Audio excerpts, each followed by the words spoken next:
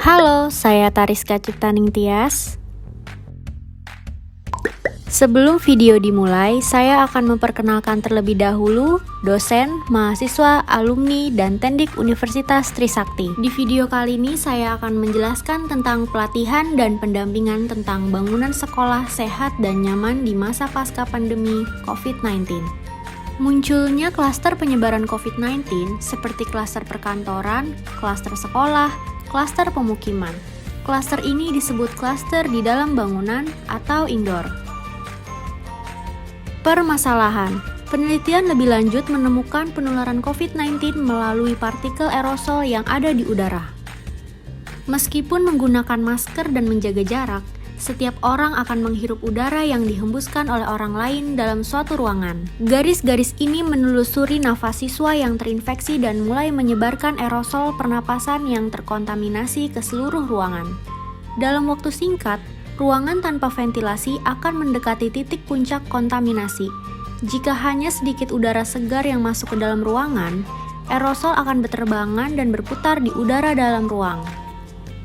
Pentingnya ventilasi alami untuk mengurangi laju penyebaran COVID-19.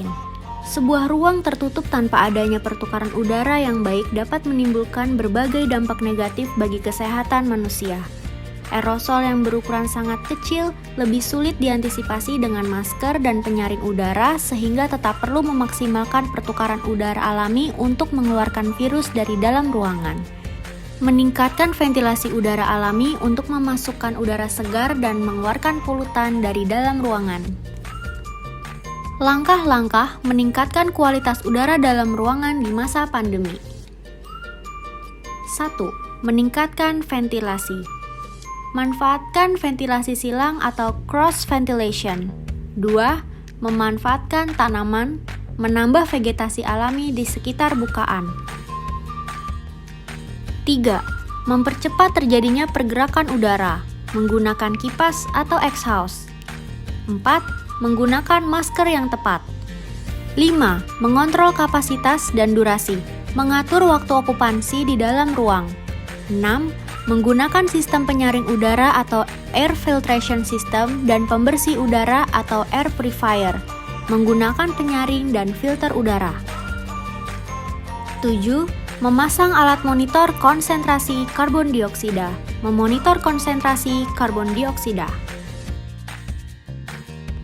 8. Melakukan renovasi sekolah untuk meningkatkan ventilasi alami jika memungkinkan. Rekomendasi. Penelitian membuktikan bahwa ruangan dengan kualitas udara yang baik, akustik, pencahayaan, dan tingkat kenyamanan termal yang optimal menghasilkan kinerja yang lebih baik. 1. Meningkatkan ventilasi. Menggunakan jendela yang dapat dibuka atau biasa disebut dengan operable windows yang berada dalam jangkauan pengguna. Membuka jendela atau pintu secara maksimal saat cuaca di luar ruangan memungkinkan dan memanfaatkan ventilasi silang cross ventilation dengan bukaan berada di dua sisi yang berlawanan. Mengurangi halangan di depan bukaan sehingga udara dapat bergerak bebas keluar masuk ruangan. Menjadwalkan flush period atau waktu untuk mengosongkan kelas dan mengeluarkan udara sepenuhnya dari dalam ruangan. Waktu ini dapat dijadwalkan saat istirahat, sebelum dan sesudah ruangan dipakai selama minimal 15 menit. 2. Memanfaatkan tanaman. Menambah tanaman di sekitar bukaan guna menurunkan suhu udara di sekitarnya sehingga terjadi perbedaan suhu dan tekanan udara di kedua sisi. Hal ini memungkinkan terjadi ventilasi silang atau cross ventilation. Selain sebagai penyejuk, tanaman juga dapat berperan sebagai menghasilkan oksigen, menyerap karbon dioksida, mengurangi kebisingan lalu lintas, penghalang debu dan polusi dari udara luar, dan fungsi biofilia. Jika daerah sekitar bangunan terhalang objek tinggi dan angin terhambat masuk, gunakan supply fan untuk membantu menarik udara masuk ke dalam kelas. Perhatikan letak supply fan agar udara masuk merupakan udara yang segar dan bersih. 3. Mempercepat terjadinya pergerakan udara. Menggunakan exhaust fan sebagai perangkat tambahan untuk membantu mengeluarkan udara dan virus keluar. Diutamakan diletakkan dekat dengan pengajar karena lebih beresiko menghembuskan aerosol ketika mengajar. Pastikan udara yang dikeluarkan tidak mengkontaminasi ruang lainnya. 4. Menggunakan sistem penyaring udara atau air filtration system dan pembersih udara atau air purifier. Alat penyaring udara dan pembersih udara idealnya dipasang pada jalur masuk udara.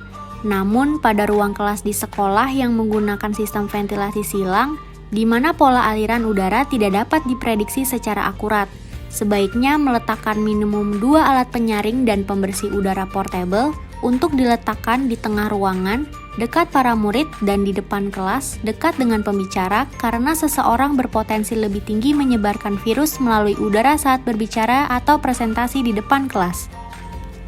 Studi kasus. Desain sekolah di Indonesia umumnya memiliki kesamaan, yaitu ruang dengan 2 bukaan pada kedua sisi yang berlawanan. Hal ini berpotensi untuk adanya ventilasi silang. Namun, semakin banyak sekolah yang beralih ke perangkat pengkondisian udara atau biasa disebut dengan AC. Pemakaian AC mendorong untuk menutup jendela rapat-rapat sehingga menghalangi terjadinya ventilasi udara silang. Alternatif desain peletakan tempat duduk di kelas sesuai protokol kesehatan. Alternatif 1. Menghadap ke satu arah, luas 60-70 meter persegi, kapasitas 13 orang. Jarak orang ke orang minimum 1,5-2 meter, kapasitas maksimum 50%. Alternatif 2. Meja seminar di tengah kelas, luas 60-70 meter persegi, kapasitas 11 orang, jarak sosial 2 meter, kapasitas maksimum 50%. Alternatif 3. Meja seminar di tengah kelas dengan tambahan barisan, luas 60-70 meter persegi, kapasitas 14 orang, jarak sosial 2 meter, kapasitas maksimum 50%, tambahan baris jika memungkinkan. Sekian penjelasan video kali ini, semoga bermanfaat. Terima kasih.